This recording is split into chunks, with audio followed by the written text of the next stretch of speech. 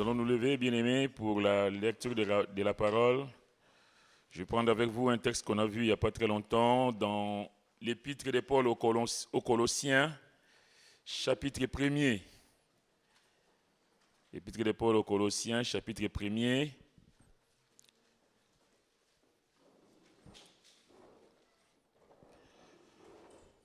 C'est l'apôtre Paul qui parle ici. Il rend grâce à Dieu du fait que les Colossiens ont accepté Jésus-Christ, ils ont reçu l'évangile et il se réjouit de cette bonne nouvelle que les païens reçoivent le salut en Christ. Au verset 9, il nous est dit, c'est pour cela que nous aussi, depuis les jours où nous en avons été informés, nous ne cessons de prier Dieu pour vous et de demander que vous soyez remplis de la connaissance de sa volonté. C'est important de prier Dieu, mais en plus d'être remplis de la connaissance de la volonté de Dieu pour chacune de nos vies. En toute sagesse et intelligence spirituelle, pour marcher d'une manière digne du Seigneur et lui être entièrement agréable, portant des fruits en toutes sortes de bonnes œuvres et croissant par la connaissance de Dieu. Fortifié à tous égards par sa puissance glorieuse, en sorte que vous soyez toujours et avec joie, persévérants et patients. Rendez grâce au Père qui vous a rendu capable d'avoir part à l'héritage des saints dans la lumière, qui nous a délivrés de la puissance des ténèbres et nous a transportés dans le royaume du Fils de son amour, en qui nous avons la rédemption, la rémission des péchés. Verset 15. Il est l'image du Dieu invisible, le premier-né de toute la création, car en lui ont été créées toutes les choses qui sont dans les cieux et sur la terre, les visibles et les invisibles, trône, dignité, domination, autorité. Tout a été créé par lui et pour lui. Il est avant toute chose et toute chose subsiste en lui. Il est la tête du corps de l'Église. Il est le commencement, le premier-né d'entre les morts, afin d'être en tout le premier. J'ai souligné ces versets, afin d'être en toutes choses, qu'il faut qu'il soit le premier. Car Dieu a voulu que toute plénitude habitât en lui. Il a voulu par lui réconcilier tout avec lui-même, tant ce qui est sur la terre que ce qui est dans les cieux, en faisant la paix par lui, par le sang de sa croix. Et vous, qui étiez autrefois étrangers et ennemis par vos pensées et par vos mauvaises œuvres, il vous a maintenant réconciliés par sa mort dans le corps de sa chair, pour vous faire paraître devant lui saint, irrépréhensible et sans reproche.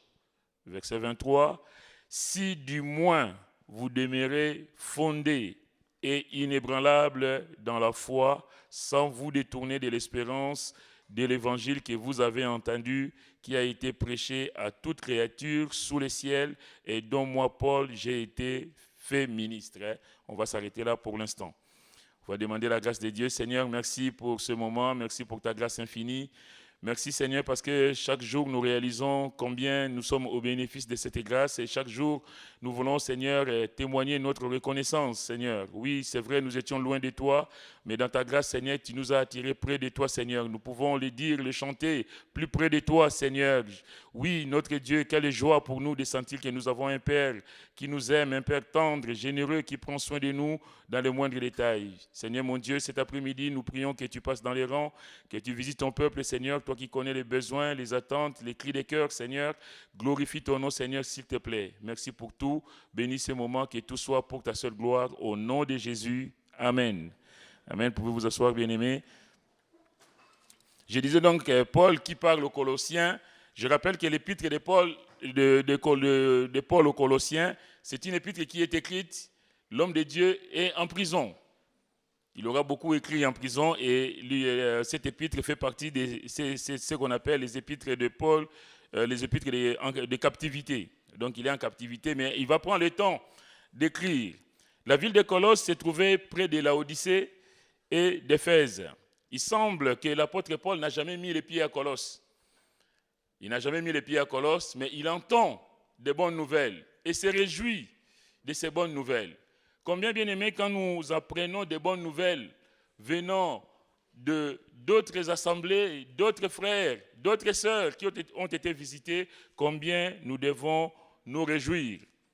L'apôtre Paul n'a pas vu cette église physiquement, et cette église, mais il avait gardé au fait un bon contact avec elle au travers d'Épaphras, qui était serviteur de Dieu et qui est issu de cette assemblée. Et on pense qu'Épaphras était le fondateur de cette assemblée.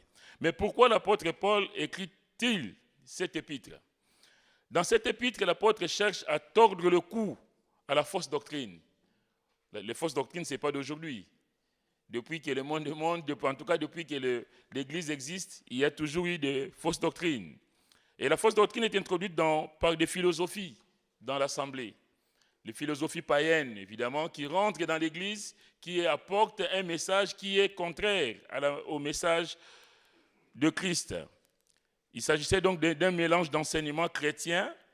Vous savez, la fausse doctrine, ça ne vient pas tout de suite déclarer que c'est une fausse doctrine. On prend un peu de la Bible, mais on y rajoute un peu de traditions païennes, un peu de traditions juives, et ça fait un mélange bizarre.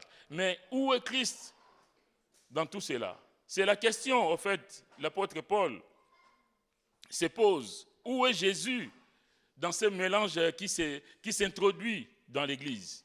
Combien nous devons faire attention dans les enseignements que nous recevons? En ce moment, il y a beaucoup de messages, il y a beaucoup d'enseignements sur Internet et sur les réseaux sociaux. Et je sais que beaucoup sont perturbés par les différents messages que nous recevons. Les uns contradictoires les uns aux autres. Et quelquefois aussi, nous transmettons ces messages aux autres, sans même prendre le temps de lire, de comprendre ce qu'il y a derrière.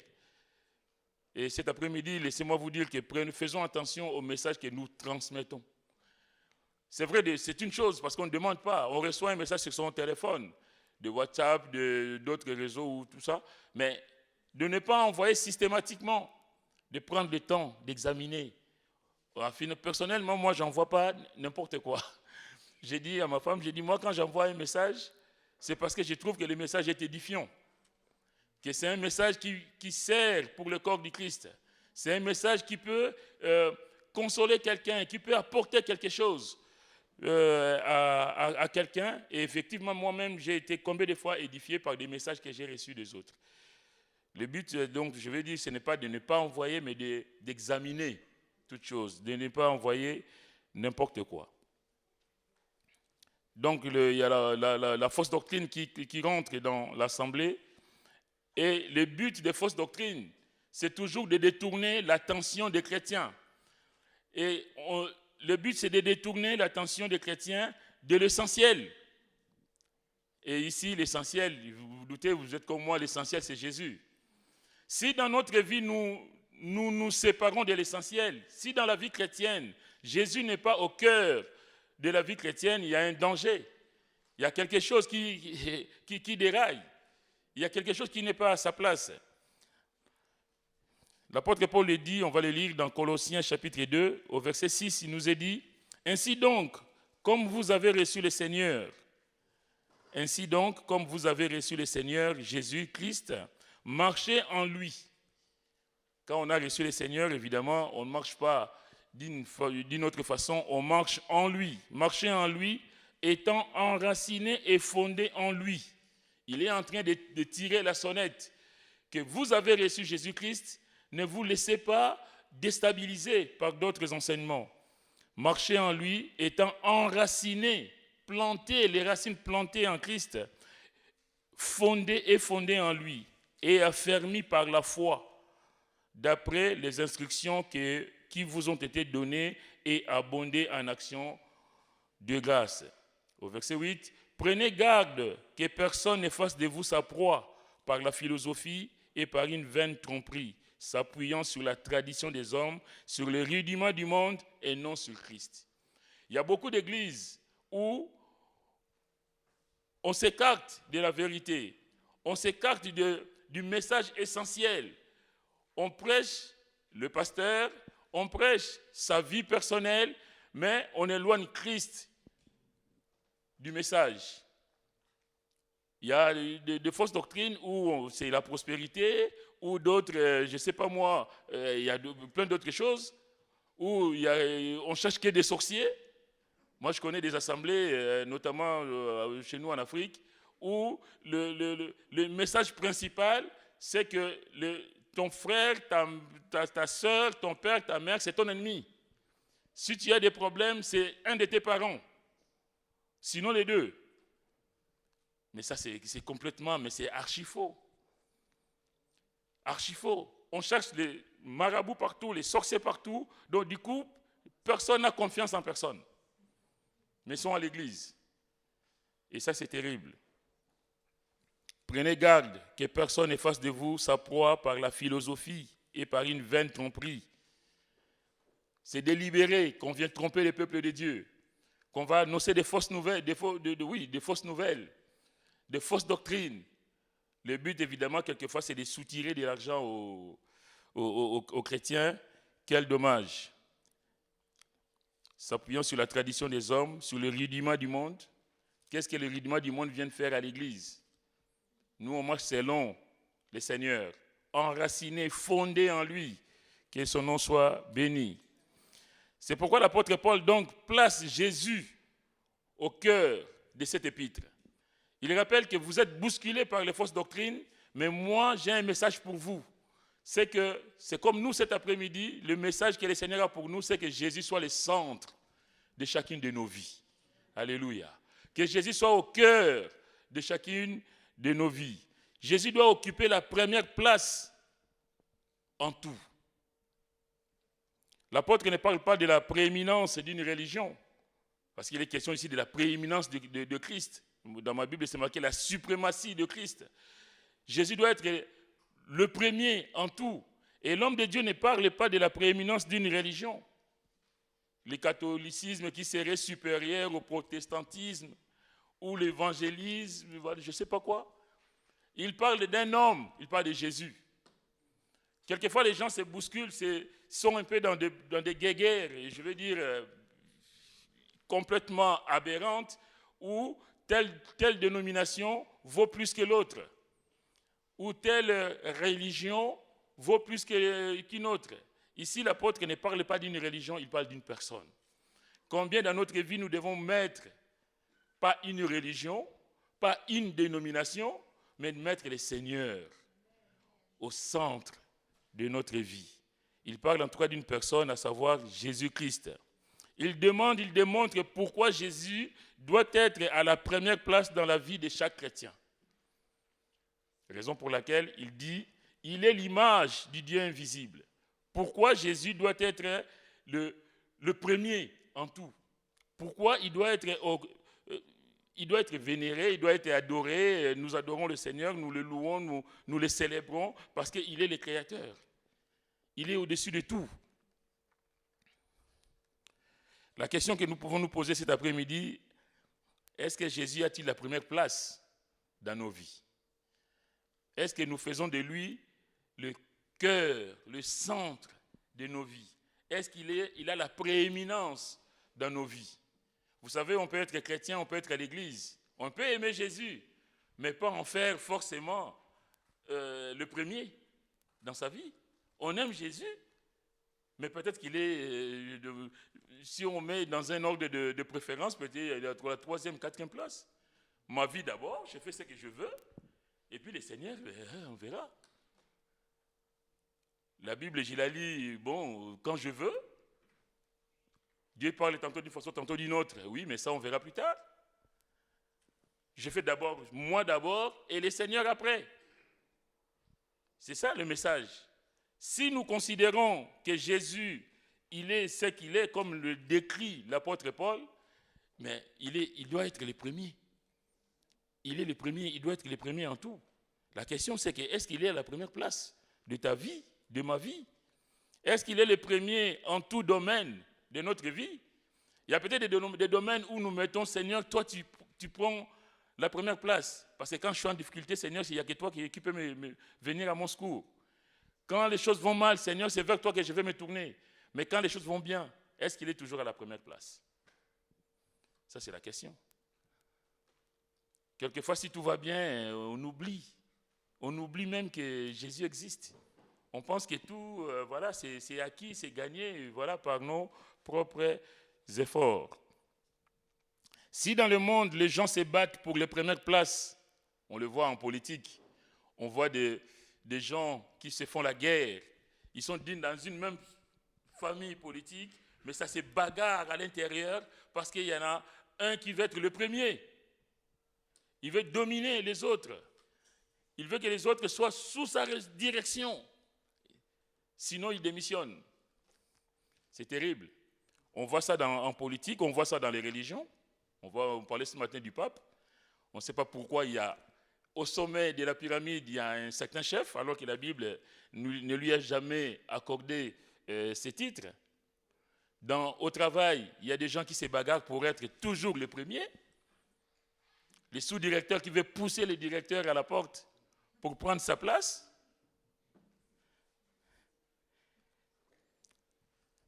Mais laissez-moi vous dire cet après-midi qu'il y a une seule personne qui doit être à la première place dans chacune de nos vies, c'est Jésus. La seule qui mérite d'être à la première place, c'est le Seigneur, c'est Jésus et pas un homme. On va prendre dans Matthieu chapitre 10, gardons notre page de Colossiens.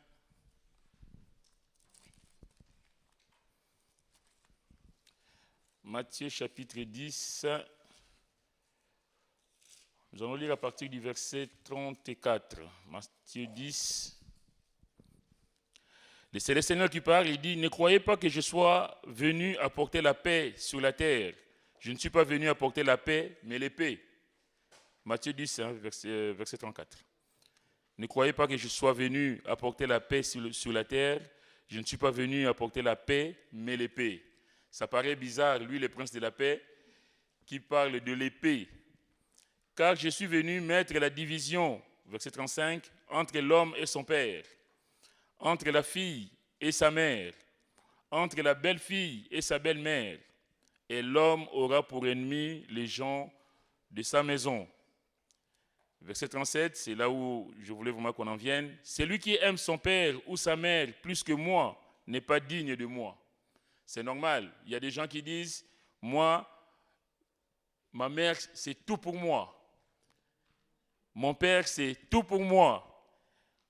Il y a même d'autres, moi, ma femme, c'est tout pour moi. Mon mari, c'est tout pour moi. Mais le Seigneur nous dit, celui qui aime son père ou sa mère plus que moi n'est pas digne de moi. Et celui qui aime son fils ou sa fille plus que moi n'est pas digne de moi. Celui qui ne prend pas sa croix et ne me suit pas n'est pas digne de moi. Celui qui conservera sa vie la perdra, et celui qui perdra sa vie à cause de moi la retrouvera. Ça veut dire, c'est-à-dire que si on met le Seigneur derrière sa femme, derrière son mari, derrière ses enfants, derrière ses activités, on n'est pas digne du Seigneur, tout simplement. Le Seigneur demande à être à la première place. Le Seigneur, c'est le Seigneur. Il veut être le premier. Il veut qu'on lui accorde la priorité en tout, la prééminence dans nos activités, qu'il soit celui qui dirige chaque détail de notre vie. Vous savez, la foi en Christ engendre forcément la séparation d'avec certains de nos proches. Quand on aime le Seigneur et qu'on vit en conformité avec sa parole, il va nous arriver ce qu'il dit ici, qui n'est pas venu apporter la paix, mais l'épée. Il y aura des séparations, forcément. Parce que ta vie étant ce qu'elle est, et ta vie étant calquée sur le Seigneur, tu y es forcément en contradiction avec les autres. Et tu ne peux pas marcher avec ou vivre avec des gens qui sont en train de voler, alors que toi, tu es sorti de ce monde-là. Tu ne peux pas souscrire à des choses qui ne sont pas pour la gloire de Dieu, même si avant tu les faisais. Donc, il y a forcément une séparation qui doit s'opérer. Et si dans la vie d'un chrétien, il n'y a pas eu cette séparation, c'est qu'il y a un problème. C'est qu'on vit dans des compromis, forcément. Parce que comment veux-tu marcher avec des gens qui ne sont pas en accord de vision avec toi? Ce n'est pas possible. Tu n'es pas à l'aise. Or, tu ne peux pas rester à un endroit où tu n'es pas à l'aise. Moi, je préfère que là où je suis, étant la lumière du Christ, que les ténèbres s'enfuient.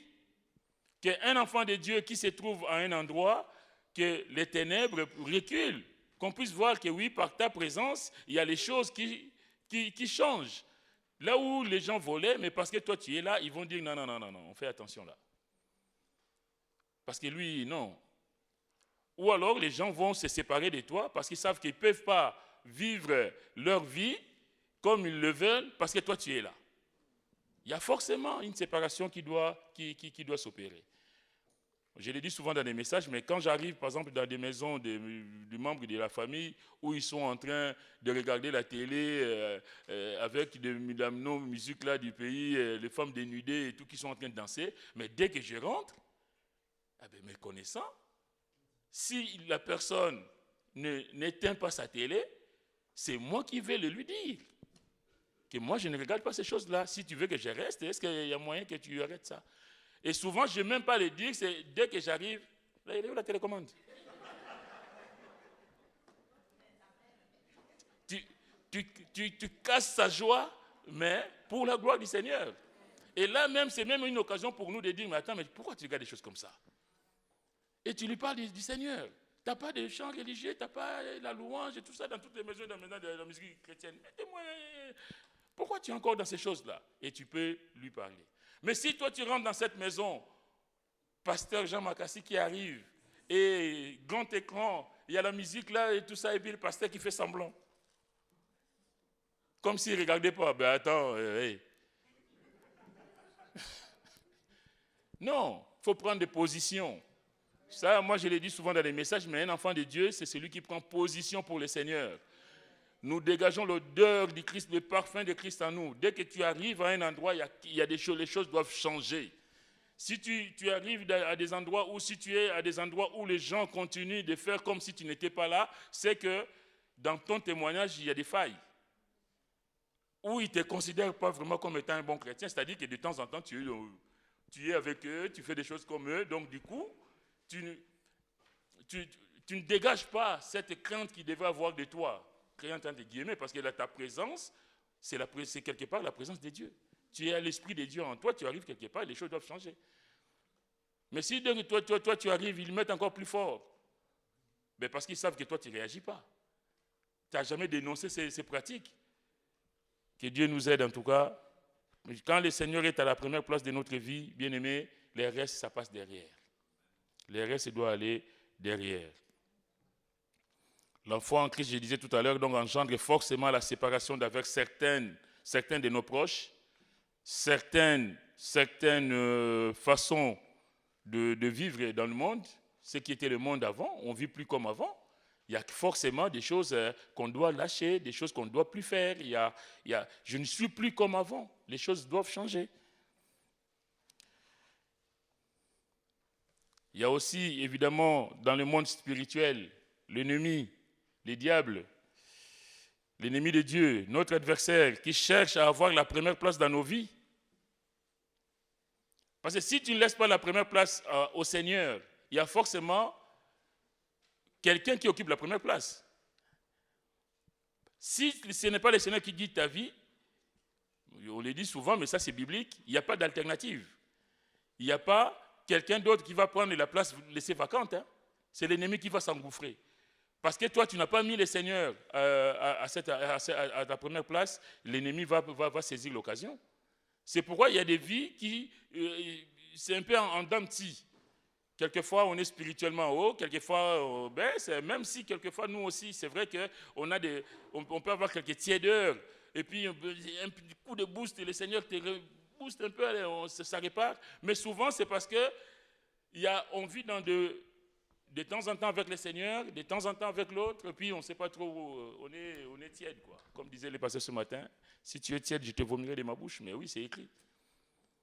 Faut qu'on soit de ces chrétiens, de ces chrétiennes qui mettent le Seigneur en première position, et voilà.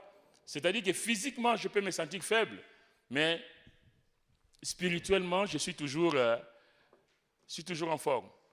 Même si je me sens fatigué, mais dans ma tête, dans mes pensées, dans mes actions, je continue à glorifier le Seigneur. L'ennemi cherchera toujours à avoir la première place dans nos vies, mais la Bible nous dit que nous devons lui résister avec une foi ferme. Notre ennemi, le diable, rôde, cherchant qui dévorer, mais la Bible dit que nous devons lui résister avec une foi ferme, parce qu'il sera toujours là. Nous devons lui résister. Pourquoi? Parce qu'il n'a aucun droit sur nous, car Christ l'a vaincu à la croix du Calvaire. Mais l'ennemi sera toujours là, mon frère, ma soeur. L'ennemi sera toujours là pour chercher la petite bête. Pourquoi il y a des disputes quelquefois dans des maisons et tout ça? Parce que l'ennemi sera toujours là en train de titiller, de trouver la faille, de gratter un peu si tu ne vas pas glisser, si tu ne vas pas tomber, qu'est-ce que tu vas sortir de ta bouche? Il sera toujours là. Mais la Bible nous appelle à lui résister avec une foi ferme. C'est pourquoi l'apôtre Paul, parlant aux Colossiens et connaissant donc l'histoire de fausses doctrines, il leur dit ce que nous avons lu tout à l'heure au verset 12. Il dit « Rendez grâce au Père qui vous a rendu capable d'avoir part à l'héritage des saints dans la lumière. » Combien nous devons bénir le Seigneur de ce que autrefois nous étions dans les ténèbres, autrefois nous étions ténèbres, et aujourd'hui nous sommes enfants de lumière. Quelle grâce! L'enfant de Dieu, c'est lui qui met Jésus en premier, doit pouvoir rendre continuellement grâce au Seigneur. Et il dit, donc rendez grâce au Père. Pourquoi? Il nous a délivrés de la puissance des ténèbres et nous a transportés dans le royaume du Fils de son amour, en qui nous avons la rédemption, la rémission des péchés. Bénir le Seigneur en tout temps. Lui dire, Seigneur, combien tu es magnifique, combien je veux te louer, à t'adorer, quelles que soient les circonstances, mais Seigneur, tu es celui qui m'a racheté, tu es celui qui a fait de moi un enfant de Dieu. L'autre question que nous pouvons nous poser cet après-midi, pourquoi le Seigneur doit-il occuper la première place? C'est la Bible qui nous répond, au fait, au verset 15, il est dit, « Il est l'image du Dieu invisible, le premier-né de toute la création. » Il est l'image du Dieu invisible, le premier-né de toute la création. Et à la fin du verset, il dit, « Tout a été créé par lui et pour lui. » Et à ce titre, il est le créateur. Parce que c'est lui qui m'a créé. Parce que je ne me suis pas créé tout seul. Ben, il faut que je donne gloire à celui qui m'a créé. Tout simplement. Il est le créateur. Ce n'est parce que tu es le créateur. Parce que je n'existe que par toi. Et Seigneur, c'est toi qui fais de ma vie ce que tu veux. C'est pourquoi l'apôtre Jean, dans l'évangile, il dit, au commencement était la parole. La parole était avec Dieu et la parole était Dieu. Il est au commencement, il est au début de toutes choses. Il est le commencement de tout. Il est la fin de toutes choses. Il est l'alpha et l'oméga, que son nom soit béni. Dans Jean 8, verset 58, Jésus qui discute avec les Juifs, la Bible nous dit, Jésus leur dit, en vérité, je vous l'ai dit, avant qu'Abraham fût, je suis. Il est au commencement de tout. Il est le commencement de tout. Il est la source de toutes choses. Et je ne peux que le bénir. Je ne peux que lui laisser toute la place. Et la Bible dit qu'ayant entendu cela, il prit le pierre pour les lapider. Pourquoi? Vous savez pourquoi il veut les lapider? Parce que Jésus dit simplement qu'avant qu'Abraham fût, je suis. Et je suis, il renvoie au passage de buisson ardent où Dieu vient voir Moïse pour l'envoyer délivrer le peuple de la main des pharaons. C'est ce qui est notamment dans Exode 3, verset 14. Dieu dit à Moïse, je suis celui qui suis. En fait, c'est Moïse qui demande à Dieu, mais tu m'envoies vers ton peuple. Mais s'il me demande quel est ton nom, quel nom je vais leur dire. Et Dieu va dire à Moïse, je suis celui qui suis. Et il ajouta, c'est ainsi que tu répondras aux enfants d'Israël, celui qui s'appelle je suis m'a envoyé vers vous. Et Jésus, donc, en disant aux Juifs qu'avant qu'Abraham fût, virgule, je suis. Donc, blasphème. Mais non, il est Dieu. Il est Dieu fait homme, tout simplement. Donc, il rappelle aux Juifs que vous voyez bien les choses que je fais, que nul homme ne peut faire ce que je fais. Mais vous ne voulez pas croire. Mais je vous rappelle qu'avant qu'Abraham fût, moi je suis. Pourquoi Jésus doit être à la première place? Parce qu'il est notre Rédempteur. On va prendre dans 1 Corinthiens chapitre 6. Il est le Créateur. Il est aussi notre Rédempteur.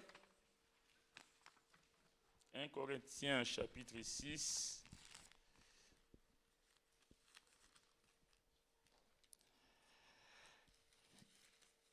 Au verset,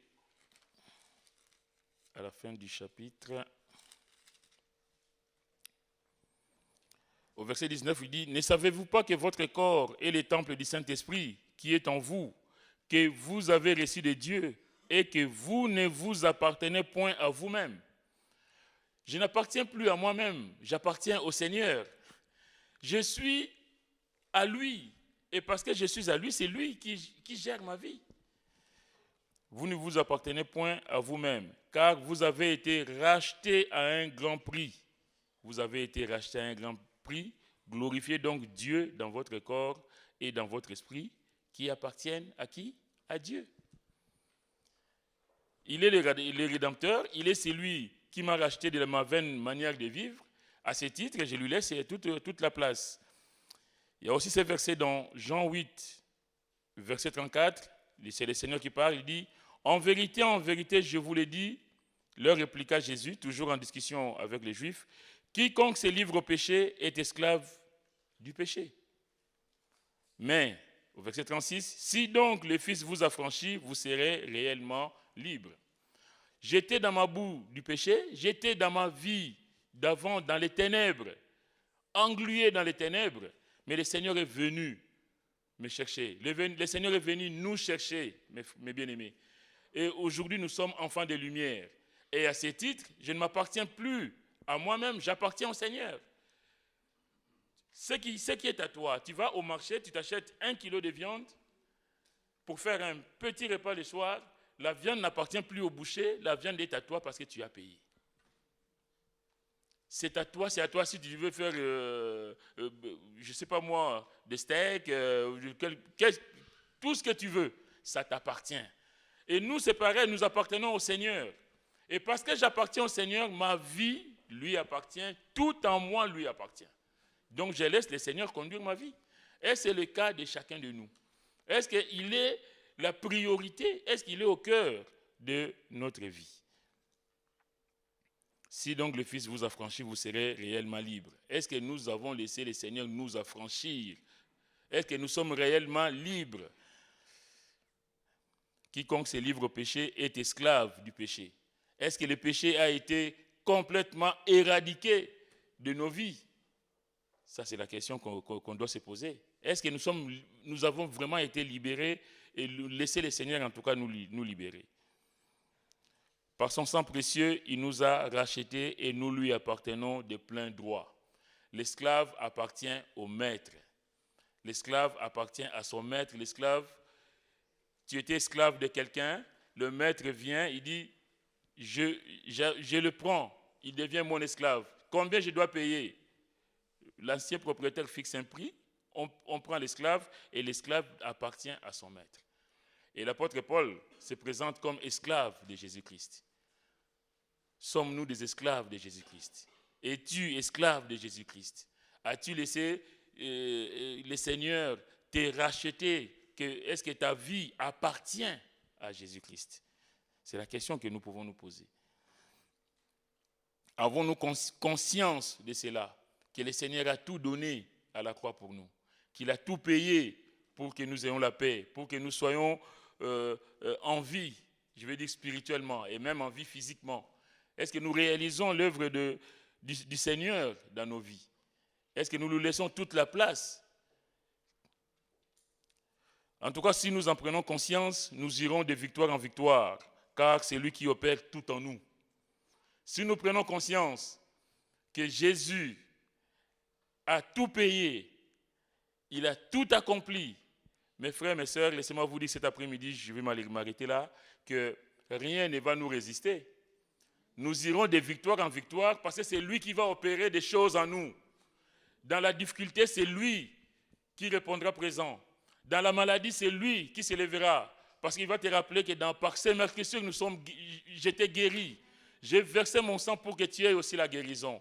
J'ai versé mon sang, même si le péché nous colle à la peau, si le Seigneur est le maître de notre vie, je vais dire, je bénis le Seigneur pour, j'ai eu ici à l'église, il y avait quelqu'un qui s'est avancé, qui m'a simplement dit, je priais spontanément pour chaque personne, mais le Seigneur m'a mis à cœur de lui poser à cette personne-là seulement, si elle avait un besoin. Je ne sais pas s'il est dans la salle, elle se reconnaîtra peut-être.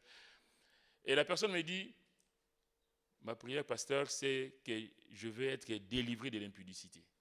Je bénis le Seigneur pour cela. Pourquoi? Parce que quand on a ciblé quelque chose qui nous met en danger dans notre vie spirituelle, mais il faut éradiquer la maladie, il faut éradiquer la cause de ce qui vient nous déstabiliser. Mais combien c'est important? On ne va pas prier tous azimuts comme ça, mais de cibler les choses, de dire que oui, peut-être que je suis encore dans le vol, je suis à l'église, mais ma vie n'est pas vraiment en règle avec Dieu. J'ai encore les péchés qui me collent. Je n'ai pas envie d'insulter, mais j'insulte. Je n'ai pas envie de voler, mais il m'arrive quelquefois de mettre des choses dans ma poche qui ne sont pas à moi. Vous savez, j'ai perdu mon chargeur de mon téléphone et je devrais en acheter un autre. Il s'est trouvé que je suis dans un service où il y avait un chargeur, quelqu'un a oublié son chargeur iPhone qui était devant moi. J'ai dit, c'est à qui le chargeur? Oh non, on ne sait pas à qui il est. C'est à qui le chargeur? L'ennemi qui rôde, qu'est-ce qu'il te dit? Mais c'est à personne. Mais prends-le. Alors, tu n'as pas volé. C'est à personne, tu as bien demandé. Sauf que l'accusateur, tu prends ce téléphone, ce chargeur, tu mets dans ta poche. Chaque fois que tu vas téléphoner, il va te rappeler que la batterie là qui est chargée là. Le chargeur, tu l'as acheté où? Peut-être que le propriétaire du chargeur est en train de chercher son chargeur. Et toi, tu l'as... Bien aimés, soyons prudents. Soyons prudents. Ne laissons pas l'ennemi venir nous voler notre joie. S'il y a encore des choses qui nous traînent, qui nous collent à la peau, prenons position. C'est une chose d'être enfant de Dieu, mais ça n'est une autre de dire, Seigneur, montre-moi les points faibles de ma vie. Montre-moi les endroits, je suis chrétien, je t'ai donné la place, mais il y a des endroits où, Seigneur, je ne t'ai pas mis à la première place. Guide-moi, montre-moi, afin que tu occupes la première place dans ces endroits-là. En tout cas, s'il est à la première place, bien aimé, la maladie sera derrière nous. Les problèmes sociaux, chômage et autres, derrière nous, parce que c'est le Seigneur qui va prendre le devant, c'est le Seigneur qui va faire face à toutes ces situations. Que Dieu vous bénisse. Amen.